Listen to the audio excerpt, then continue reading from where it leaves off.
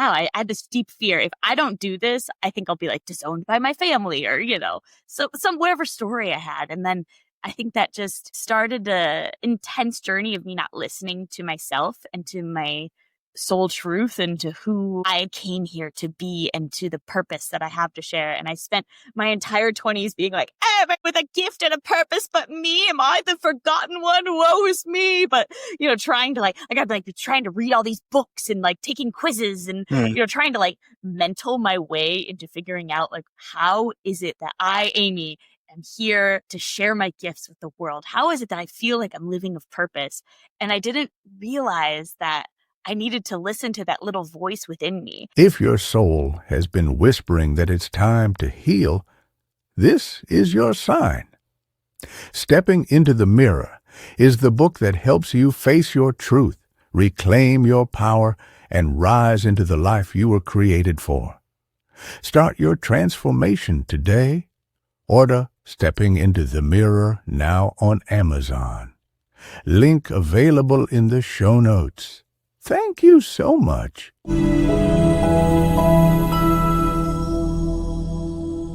Today's episode welcomes a radiant soul whose life is a living testament to joy as a healing force. She's the creator of Joyfully You, author of 101 Ways to Spread Joy, host of the Joyfully You podcast, and a playful visionary who helps adults rediscover the transformative power of play. Our work reminds us that joy is not a reward you earn after struggle. It is fuel. It is medicine. It is a compass for becoming the person that you came here to be. Today, she stands as a joyful event facilitator, author, creator, and speaker who embodies possibility. Our mission is simple and powerful: to awaken the spark within every human and reconnect the world to joy as a part of transformation. Welcome to the show, Amy. How are you doing? So good. So good to be here. I'm like, wow, that's so sweet. Thank you so much. I mean, while preparing for this conversation, I was like, oh, wow. I mean, everything you do is about joy, about connecting us back to joy. And I'm looking so much forward to asking you a lot of questions about your journey, dealing with anxiety, because unfortunately, a lot of us, have to go through that journey of dealing with anxiety and depression and fatigue also. So I'm looking forward to learning all of that from you. And hopefully by the end of this conversation, myself and everyone who is listening, will be on a journey of living a much more joyful life. Yeah, I hope so. I'm always like, wow, I feel like all of the struggles in my life have always happened and continue to happen so that I can help other people that are probably going through the same thing. I'm like, I get to walk this. And then I get to share other people how I walked through this. And change other people's life. That's a big blessing. Yes, that's a huge thing. Yes. But before we go into all of that, I would like us to play a game of word cards. So we have 3 stacks of cards. We have the confessions level, the icebreakers level, confessions level, and then the getting deep level. As I'm speaking right now, I'm shuffling the first stack of cards, which is our icebreaker. And I'm going to just randomly close my eyes and pick a card. And on that card, there'll be a question I will get to ask you. I don't know what question I'm going to ask you, but we'll find out in 1 second, right now. And the card I pulled and the question that is on it says or asks, what is your favorite compliment someone has given you? Wow. Favorite compliment? That's hard to remember all of the compliments. I don't know if this is my favorite because I don't know if I remember all of the compliments in this moment.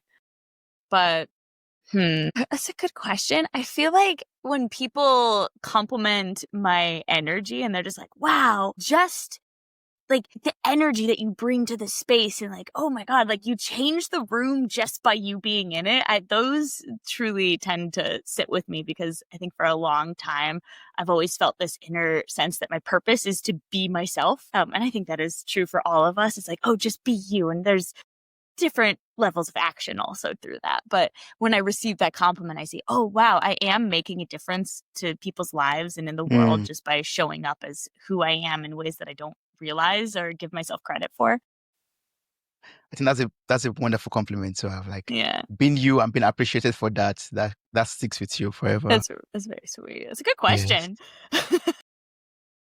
Thank you. Are you ready for the next one? So I pulled the second card already. Okay, so this is the confessions level. Oh, And the question is, what is the most humbling experience you have had? The most humbling. wow. Starting it out with the big questions. Most humbling Wow. experience I've ever had. Yeah. That's a really good question. I mean, I've had a lot of very humbling experiences. I mean, it's very humbling to host an event and like put all your heart and soul into something and have like no one show up. Those are always humbling moments of like, this is a bit embarrassing. I wasn't planning on it going this way. I thought there was gonna be like a whole like room filled with people. Yeah. And then it's also, I think, equally as humbling when it's just like one person shows up and you're like, not other people. But, that's also part of it. Sometimes like a ton of people show up and sometimes it's not that many. And that's part of the name of the game to living your dreams and your purpose. It doesn't always work out how you think it will. No, all the time. Sometimes you get surprised positively and sometimes not so positively. Exactly. Yeah. Yeah. I mean, I do experience that from time to time too. And I'm like, I have to keep on reminding myself, okay, what am I doing this for? And then I get back to, that joyful state, basically, or else it could be very humbling, very, very humbling. Yeah, completely. And not to take it personally and be like, all right, we just keep going. Like, this is just a moment. We don't like make a whole story and a meaning about it. Like, I'm not meant to do this. No, like you totally are. Just keep going. That's true. Just keep going. Yeah. Oh, thanks so much for the answer. That's good. Yeah, it's a good question too. I'm like, wow, I haven't thought about that one ever. No, that's the purpose of the wild card game. Are you ready for the last one? This is getting deep. Yeah. Level 3. And the question is, who is a stranger you will always remember? A stranger you will always remember. Oh, I know a stranger I'll always remember. About 10 or 12 years ago, somewhere in there, I went to India. And it was really hot, like incredibly hot. Like the kind where you have like a wet towel over your head. It's so hot, I could barely breathe. And we were playing at this watering hole with like a bunch of other women in India. And we're walking back down the trail. And there was like a long trail to get back to where we needed to be. And I was just like, oh, it's hot. I'm not enjoying myself. And there was this little step that was maybe 2 inches tall.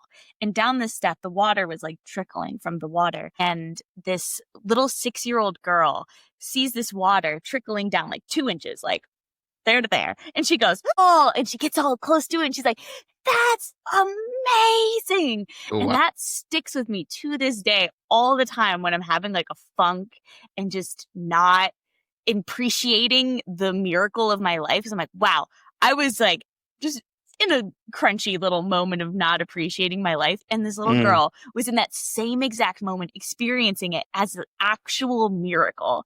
And that just sticks to me all the time. And I didn't even like talk to her and say anything to her. I just was like, wow, I'm in awe and like stunned of you. Like you are the miracle in my life right now. Like you're my teacher. Oh my God. Oh, wow. Yeah.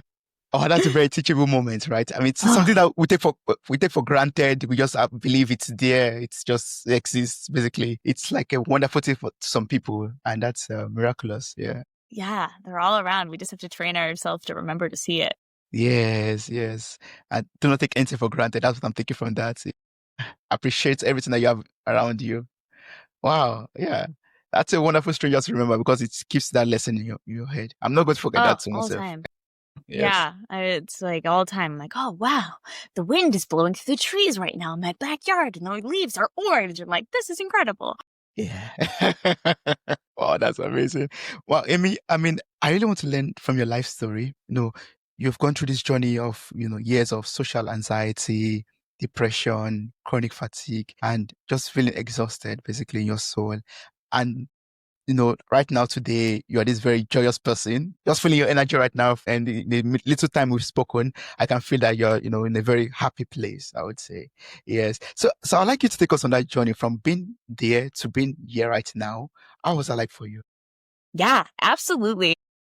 Really interesting because I tend to meet people and they're like, no way, like you had horrible social anxiety? Like, no, I can't have that. I'm like, no, it was very intense. Like I love to give a little story to give people context around it. So even just 4 years ago, I usually give like a 10 years ago story, but even just little like 4.5 years ago, I was living in a van and we had decided, me and my ex-partner, to go start living in like communities around and just explore like communal living and living off grid and like, growing your own food and all of these things. And I was still healing from my social anxiety at that time. And I remember we got to the place and I spent the first 3 days just in our van, like crying most of the time because I was so overwhelmed by just the experience of having to socialize with people and it just feeling like, oh my God, all of this like fear of like, what if I say the wrong thing? And what if they judge me? And what if they reject me? And like all of the mental chatter is just like so loud. And that's really, I think, like what the root of social anxiety is some fear of rejection or something around that. And it had plagued me for such a long time. And I've always been a goofball. And for the past, I don't know, for most of my 20s, I spent my life being very serious and like an achiever in a lot of ways and being like, this is what I should be doing. Let me just follow all the rules and getting more and more, I think, depressed and anxious and just like something, my soul or something inside of me was saying, Amy, this isn't the life you're meant to live. And it was literally making me physically ill. The more that I was ignoring the voice inside of my head that said, this is the life you're supposed to live. Like, you're not supposed to do this thing. And then I would go do that thing. And you're not supposed to go do this thing, but I'll do that thing because I think it's what people want of me.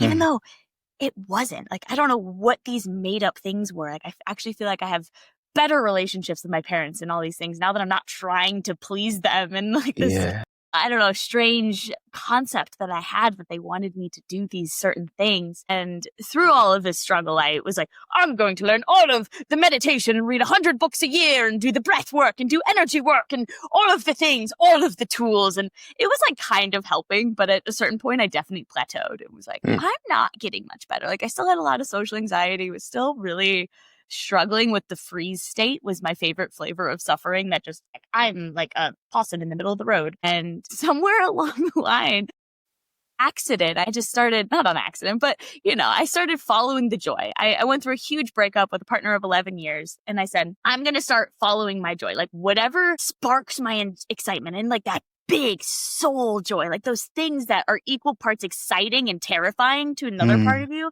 and just full steam ahead, just like burning all of my bridges and boats and taking wild leaps. I'm talking like booking one-way tickets to like, go teach yoga over here and over there and just, I don't know, do things that I was like, that sounds fun to live in Bali for a little while. Let's go try that and see what that has for me.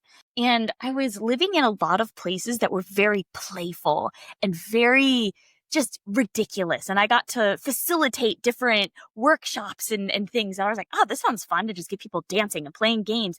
And I noticed that the act of that was, of course, like invigorating to follow your dreams, but that I was healing my nervous system in ways that all of the forcing and the trying. And I mean, I still have a morning routine. And I think that's foundational to, having all of these, like ground yourself down. But to this day, I think the thing that grounds me the most into who I am and into who my authentic self is when I'm in a playful and a joyful state, whether it be with other people or on my own, whether I'm dancing through the streets with random people. And I get bolder and bolder with what this looks like the more that my journey goes on, because the more that I start to heal all of the little tiny things that still to this day kind of exist within me. I'm like, oh my God, like I'm scared to talk to certain people. And like, I'm feeling shy in this moment. But when I'm playful, it just melts away. And I am like, wow. I don't hear many people talking about this. And then I start looking into the science behind it. I'm like, what? This isn't just in my head. This is like real science, because I'm not a scientist. People like to hear these kinds of things. And it's like, there's research and peer-reviewed things that say the things you're saying are actually true here. Yeah. Show me the facts. Show me. Where's the research? That's the research. Yeah. And it's been an incredible journey. And it's something that I feel near and dear to my heart to share with as many people as I can, because there were so many days that I personally was really struggling and had just like literally that one foot in front of the other kind of mentality. It was really this, I have no idea how I'm going to get out of this dark pit of suffering that it felt like I was in, but knowing and trusting that there was some light at the end of the tunnel. Like I couldn't see it. I didn't know how to get there. I was just like weed whacking through the middle of the jungle with like a machete being like, I don't know, hopefully there's an end to this. This is kind of awful. And I hope to be that light and to just shed some light that this healing journey doesn't have to be so serious all the time. Because I think I forced myself to think that it had to be so serious. And the more serious I was, I'd get like brownie points and be like, yes, you're going to become your truest self. Following my joy has been one of the most rewarding things to realize I don't have to earn it and it can be fun. That the healing journey and like living your purpose and all of these things can be fun, and that looks different for all of us, and we all get to explore what that looks like.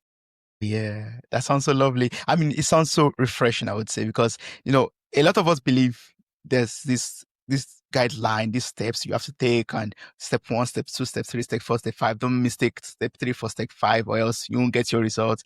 And you have to be very strict with it, or else you will not, come out of that depression or anxiety. But I mean, what you say right now is like, I find it very, very motivational and inspirational, because, yeah, it doesn't have to be so serious. It could be a very fits to your personality kind of way, and you'll be out of that darkness or dark state that one is in at that moment. Yeah, I really like that. Yeah, and that message of hope, that there's light at the end of the tunnel. Like, you don't give up. Where you are right now is not your final destination. You can always get out. Yeah, love There's a that way so out. much. There's always a way Yeah. out. Yeah. Yeah, and we can all help each other. Yes, yeah. But if you look back, like, I'm just trying to, get this mirror reflection from you, like looking back at those moments in your life, what do you feel your soul was trying to teach you during that season of your life? I think that a main thing my soul was trying to teach me was, because I felt like a lot of my suffering really got intense when I was about 17, and I felt this intense gut feeling that I wasn't supposed to go to college. Like, it just felt like it wasn't my path. And I remember sitting there feeling this and feeling this fear that, and like, I casually asked my parents, they're like, no, you need to go to college. Like, this kind of thing. Like, we work so hard, and like, we want you to be successful, and all of these dreams that they have for me. And Yes. I was like, wow, I had this deep fear. If I don't do this, I think I'll be like disowned by my family, or, so whatever story I had. And then I think that just started a intense journey of me not listening to myself and to my soul truth and to who I came here to be and to the purpose that I have to share. And I spent my entire 20s being like, with a gift and a purpose, but me, am I the forgotten one? Woe is me. But, trying to I'd like trying to read all these books and like taking quizzes and, trying to like mental my way into figuring out like, how is it that I, Amy, am here to share my gifts with the world? How is it that I feel like I'm living of purpose? And I didn't realize that I needed to listen to that little voice within me, and that this little voice within me often feels like it's kind of writing a path that seems wildly different than what most people around me are doing. Yeah. Oh, wow. It takes a lot of bravery and courage still to this day to follow that voice, and as it does for, I think, a lot of us. And I don't know if that ever really goes away, because, courage is just feeling the fear and being able to walk with it rather than letting it, the fear like, hey, I'm in the driver's seat. We're not going here. We're going over here to our comfort zone where it's safe. Because that's the same. Oh, yeah. Don't allow the fear, hold you back, basically. Yeah, that's true. Yeah. Absolutely. Yeah. Not let the fear hold you back, and allow yourself to live your truth, to listen to let yourself choose what is it that I am here to be, to create, to live, to serve in this world. Because even maybe no one else around me is doing that. And I have to maybe be the brave first one to do it. And it's scary, but that is the most fulfilling thing, to follow that fear. Yes. I like that so much, because, sometimes we find ourselves on a path where we are alone, basically, on it. Like, everyone is going on to become a doctor, to become an engineer, but you are the one that is going to become an artist, or to, write a book or something like that. And everyone's looking at you like, what are you doing? Yeah. What's that? And then, that kind of plants some kind of fear into that person's life. Like, okay, am I thinking properly? What's happening with me? What's wrong with me? Yeah, but yeah, sometimes you just have to let go of, the social norms, and just follow your heart, follow what has been planted in you as your purpose in life. That's what I'm getting from that. Yeah. Absolutely. And just trust that it's taking you exactly where it is that you are meant to be, and that unimaginable things will unfold from that. You just got to keep going. So in the beginning, it's slow, and it's, like, oh, I'm like, is this working? I don't know. What am I doing? It gets a little less crunchy as time goes on. Yeah. You get used to being the unique one. Let me say, the unusual one. Yeah, exactly. Exactly. Yes. So, why do you think about you, and also from what you shared so far, like I've got to understand that you made a lot of bold life choices or decisions. I would say like selling everything, living your long relationship, traveling around careers, and stepping into purpose that you are in right now. So I'd like to know what awakened the courage to step into the unknown again and again in your life journey. Yeah, I would say it's kind of twofold. I'd say on one end, what tends to awaken it is this immense why that I have within myself. That I really have this deep need, desire, I don't know what the word is you want to use for it, really like uplift humanity. It's this to help people, to help the people that have and be of service to them, to remind them of the joy and the spark within them, and have us all kind of uplift and embody that truth that we have. And then another part of me, I think, can be motivated sometimes by just the pain and the misery that it can be, because sometimes I'll not follow, something for a while. I'll be like, oh, I know I should be doing this thing, but I'm not really doing it yet, And then after a while, it becomes like painful to be not listening to that and the stuck and the stagnancy, and like just being like, I don't feel like I'm in a funk. What's going on? And then realizing Yeah. there's an aliveness behind truly following that. So, I kind of teeter and totter, I'd say, behind like what's motivating me, the pain or the why. as the human of me is. I'm like, I'd love to just be pulled into like, yes, this is how I want to serve humanity and to create joy in the world and create ripples of joy so that we can all uplift humanity together and remind people of the world that we want to co-create. And Yeah. other times, this is just hard. Let's choose it. Let's try and do the scary thing. Yeah, sometimes one is driven by the pain that one is experiencing, and sometimes it's just a purpose pushing you or driving you in the direction you're supposed to go. Yeah, exactly. Yes. Wow. How would you define joy for a listener out there who is asking, I don't know if I'm feeling joy? What's joy? I would say joy to me is a state that I love to say can hold hands with all of the other emotions. So I have had moments where I've been like in the deepest of heartbreaks and, feeling that like, oh, like I'm shattered inside and the grief is all consuming, but also feeling that I have moments of feeling deep joy, or I can be like, wow, the sunset is stunning right now. And it's a feeling, I think, that can wash over you that is just a million different flavors of it. There's very excited joy that's uplifting and it's like exuberant. And then there's a peaceful joy of, oh, wow, this is just a really lovely moment. And I'm sure we all experience the state of joy in a million different kind of ways, as many people are on the planet. But yeah, I'd say it's a feeling of, uplifting exuberance. Yeah. I think for me, sometimes I feel joy like, regardless of the state I am in, I just feel at one. I feel at peace. I just feel, I don't know, that tranquility basically. And yeah, exactly. Like, not happy because something has happened, but just even if I'm going through pain, I just feel like, yeah, I'm where I am and I'm happy with it. I'm good with it. I'm fine with it. Yeah. Yeah, exactly. Like happiness feels like it's very dependent upon an external stimulus or circumstance or something, like, oh, like I'm happy because I'm eating this chocolate bar, or because of it's my birthday and I don't know, whatever that is. And joy feels different in that it's not because of the external circumstances. It's something that comes from within that we get to generate. Yes, it comes from within. Yes. And you often describe joy as a fuel for resilience and authenticity. So I just want to know, like, when in your life did you first realize that joy is not a luxury, but a lifeline? Yeah, that is a great question. I'm like, what if there was like a moment that I was like, I got it, joy. It's not this for fun.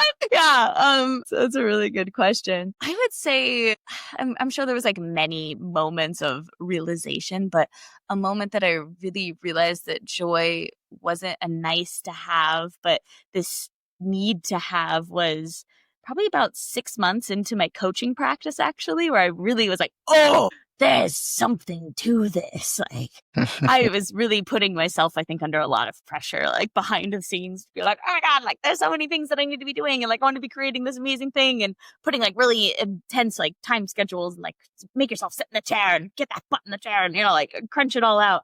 Yes. And, I was like still going through a different breakup and was like, oh, life is just a little hard, Amy. And leaning into the joy, I realized was refueling my soul. I was using a lot of discipline at that point in time to, I don't know, achieve all my goals and reach all of my dreams. And it just was burning me out again. I have a long history of being like, I'm not going to listen. I'm just going to keep on going.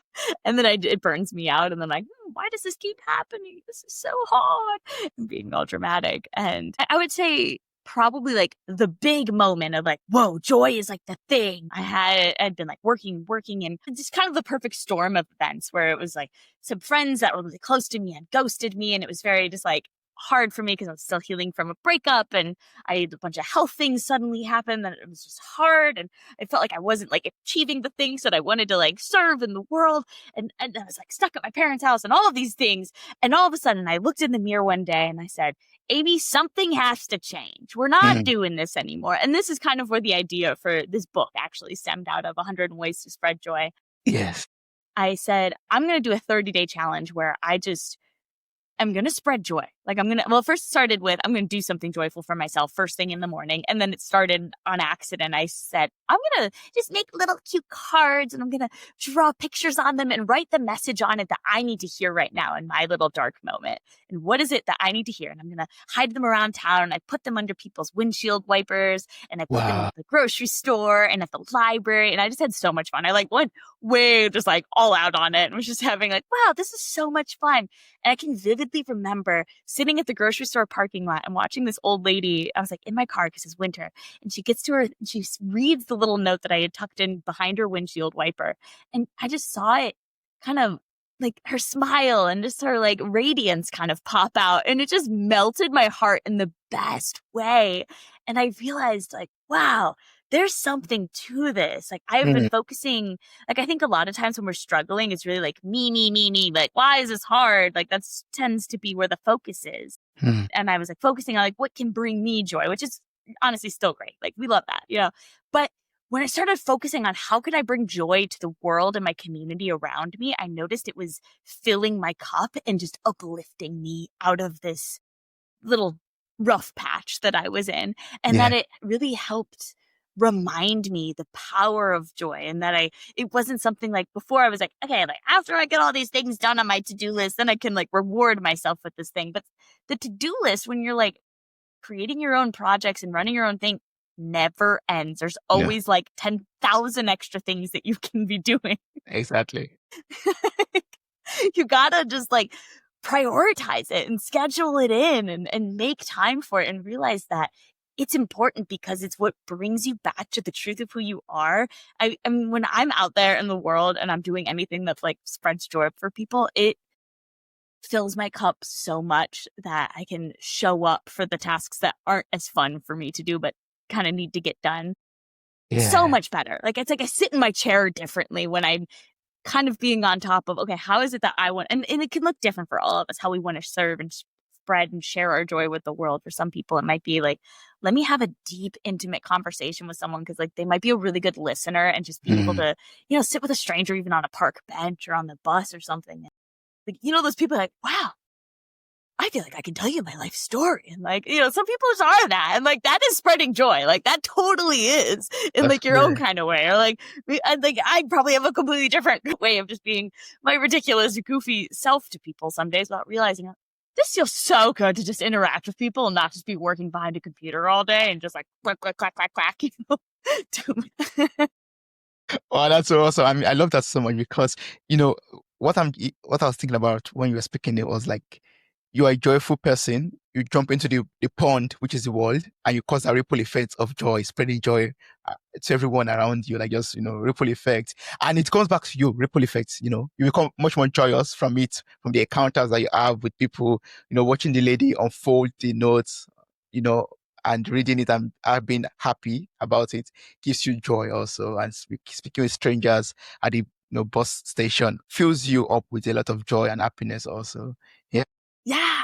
Yeah, the ripple effect. I've been obsessed with it since I was like a little kid, just this concept of we can create ripples in the world. And it didn't even honestly occur to me until after I wrote the whole book. I get it published, all the things that we're creating ripples every single day, whether we're conscious of it or not, in every single moment. And the story was, I was at the airport and this one guy that he's, like checking everyone's passports and he's so happy and he's like, cracking jokes with the people, like, and he's like, just like, and you could see it like rippling out to the people. And then this supervisor, someone comes up to him and like screams at him and is just like, I don't know, apparently he did something wrong and she was like really not graceful in the way that she was communicating it, quite frankly. Yeah. And he totally took on that same like anger and frustration that he had. And then every single person in line I saw had that same interaction. And like you could see them getting grumpy of like, I was like, wow, he is creating like this woman when she came, like disrupted this ripple of joy he was creating and created a new ripple of anger. And I realized, wow, every single moment, whether we're happy, we're sad, we're fearful, we're joyful, whatever it is, we have that power to create ripples in the world. Yeah. And it's just happening. We're showing up with each other every single day. And there's so much fear. Like it's like a fear war going on, like on our phones and the news all the time that it's like so important to build those joy muscles to say, okay, I'm going to choose joy in this moment and choose to create a new ripple. Yes, because, the energy we give out spreads across to everyone around, it's like it's contagious basically. It's contagious. It's very It really contagious. is. Yes. Yeah. And because I want to be a good person, I want to spread joy to everyone around me. That's why I want us to talk about your book. I want to learn, maybe not the 101 ways on this podcast episode, but I want to learn like ways I could spread joy, at least to myself, spread joy to my coworkers, to my neighbors, to people around me. How can I do that easily? Yeah, absolutely. I would say one that I actually reminded myself of just this morning was to send an appreciation text to someone in your life every day. I was doing this for a while and then I kind of got off the habit of it. And it's such a simple thing. And it could be a coworker, a family member, a friend, and it can literally take about, 60 seconds less, or however much you want. And I'm personally like a voice note kind of person. So I love to pick up the phone and like record myself just saying, I can do it while I'm like getting ready in the morning and send it to them and have it be honest and from your heart and just a simple little vulnerable thing, but it can really build bridges of connection and really lift someone up. Because a lot of times the person that I feel like I want to call or send a message to, I'll be like, oh, I was having a really hard day. Like, it's really funny that you just sent that to me because I was like not feeling my best self today. Like the timing of it was just like uncanny. Yeah. So that's one that I want to get myself back into personally, because it's like a simple one that you can do like in the morning or on your lunch break or whatever you want to do it. Like get like 2 minutes in the car. You can even like press a little play and send it to someone. Yeah. Yeah, that's a big one. I'd say another one is I love just leaving little random notes places still, because that one's a little quieter and maybe less vulnerable, because I know for some people and like myself included, like we all have tender days. We all have days where we receive hard news to hear, or it's just like hard to get through the day, and it's hard to do something. Like some of the things in the book are maybe a little more vulnerable and courageous, Yeah. and other things are a little like, okay, like let's meet you where you're at. Maybe don't go dancing in the street and start a parade like I do every week. Like you don't need to do that. You don't ever need to do that, quite frankly. I will say I love it. I'm like, it's like the highlight of my freaking week every week when I get to do that. Yeah. But to just like write down what is it that you want to hear. And you can write it with chalk on the sidewalk, or you could write it in little, Post-it notes, or you can, get creative. You could like cut out hearts or whatever you want to do and just leave them places.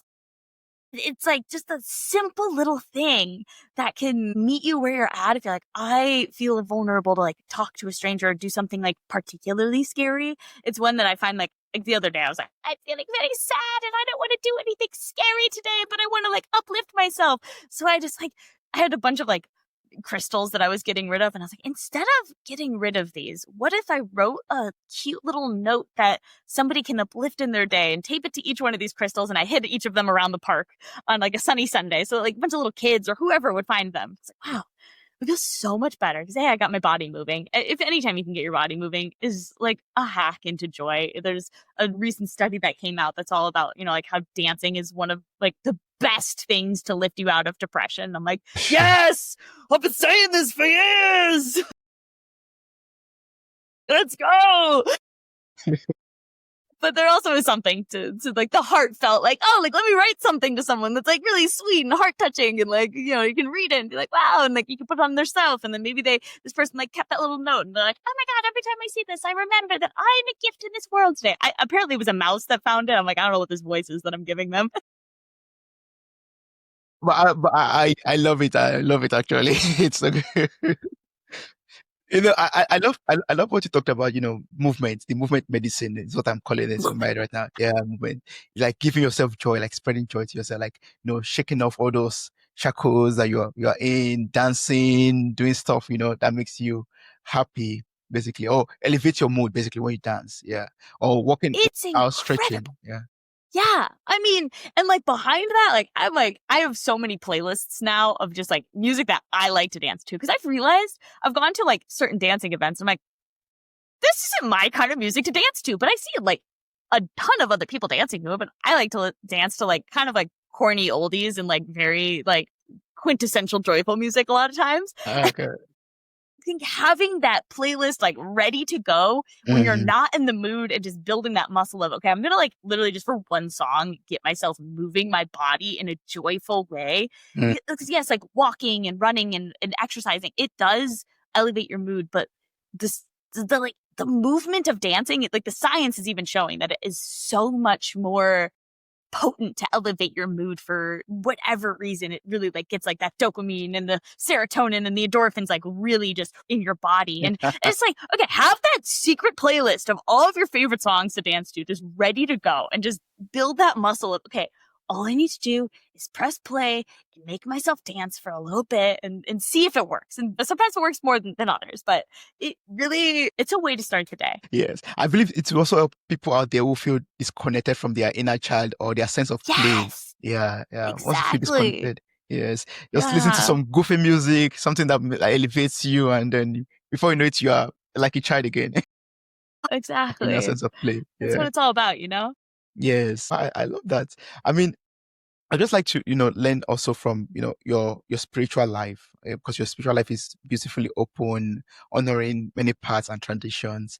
Like, I like to learn how, spiritual practice shaped the way you move through life and serve others. Yeah, I have like tried to shift like the way that I shared Joyful You and all of these things to be away from being so spiritual, because I realized some people like weren't resonating with it. And I was like, oh, like I want this to be like a message that is beyond spirituality, but it's always at the core such a spiritual, like I'm such a deeply spiritual person. And it's something that is just a core pillar to who I am as a person and how I think and move through the world and what's behind my contribution. And honestly, I think what makes me a very joyful person is remembering when things are hard, this is happening like for me, not to me, and like believing in a higher power, whether you call it God or the universe or spirit or, however you like to refer to that ineffable essence. And it just being connected to it has been in like allowing myself to, at the end of the day, really say, I like before this podcast and before anything I ever record, I like to, really kind of give that prayer of, okay, God, speak through me. However it is that you wish to serve through me, however it is that you wish to communicate through me, I can feel in my bones all the time that I'm here to be a voice, like that it's like the universe wants to speak through me and like share through my voice. And that it's been this whole journey because I used to be terrified of speaking to anybody, let alone being seen speaking and like heard, like sharing my voice on like platforms where people all over the world could see it. Yeah. And now I'm like, oh, okay, wow. God like wishes to give this message of joy through me. Okay, cool. Like I get to hold the fear and walk through it, trusting and having faith. Like I'm a big like faith season. Whenever I get into doubt, because doubt's a big thing that I struggle with. It's like, I'm so scared and the doubt is so strong. And allowing myself to say, okay, can my faith that I am like guided for a reason, that there is like some higher like meaning behind this, that maybe if I'm not seeing it in my human self right now, that if I keep walking and trusting and like getting myself into that connected state in whatever way that can be, that is part of it. And that our joy is an immensely spiritual state as well. That, Yeah. it can also be the like, shanti shanti, like I was a yoga teacher. I've like, done like 3-day chanting ceremonies. I've done all different kinds of like very like stereotypical spiritual things. And also some of the most spiritual moments that I have totally on par with that is when I'm like, everything dissolves outside when you're just totally immersed in play and laughter and just in the middle of that. And that being just as spiritual of a moment. Yeah. I mean, I can totally relate with that because a lot of time I tell myself, like, I mean, I just recite like the joy of the Lord is my strength. Basically, like sometimes when I'm feeling down, I just like, try to tap into the joy of the Lord so that I could, get strengthened, basically. You shared something similar to what I do also before recording podcasts. I try to do it almost every time before recording. Like I just, say a short prayer. I think I had this prayer from Oprah or something, or someone, I think Oprah, I guess. And she says, I think the prayer, I mean, I think she said this, but I keep on using it myself. She says, God, use me. Show me how to take who I am, who I want to be, and what I can do, and use me for a purpose greater than myself. And I recite this all the time to myself. I mean, before recording, before turning on, getting into the studio, basically. And afterwards, I just allow it to flow like we're doing right now. Like I just allow it to go as it is. Yeah. And I just like that's just to say that, the spirituality is always at the center of it, or like the joy that we feel, how we feel, there's always that spiritual, that spiritual part of it to the joy that we are experiencing in our lives too. Yeah. Yeah, we love Oprah. That's so good. I'm like, that's fantastic. I'm like, I love that she does that. That's so good. Yeah. I've been vibing on her Super Soul podcast lately, and I'm like, of course she does that. I do the same thing too. Every Wednesday, there's always a new episode of just a plug-in. Yeah. Well, so I mean, I've learned so much from you, Amy. I really appreciate speaking with you. For people out there who would like to get your book and start spreading joy right now, I want to learn the 101 ways. What's the best way to get your book? And what do you expect? How do you expect them to read the book, to get the one to start using the tools and everything that you put in the book?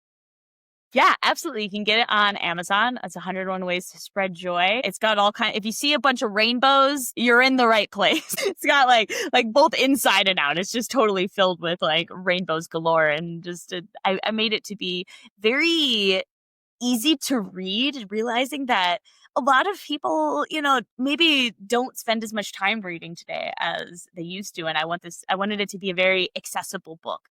Whether you want to like read it front to back or just like kind of skim to the parts that feel the most intriguing to you, maybe. And you're like, this feels like interesting to me. Or maybe I just want to like flip to this page. Oh, it's an interesting like quote she's got here, or whatever it is. Or, okay, I'll just like flip to the meaty part of like the story that she's got.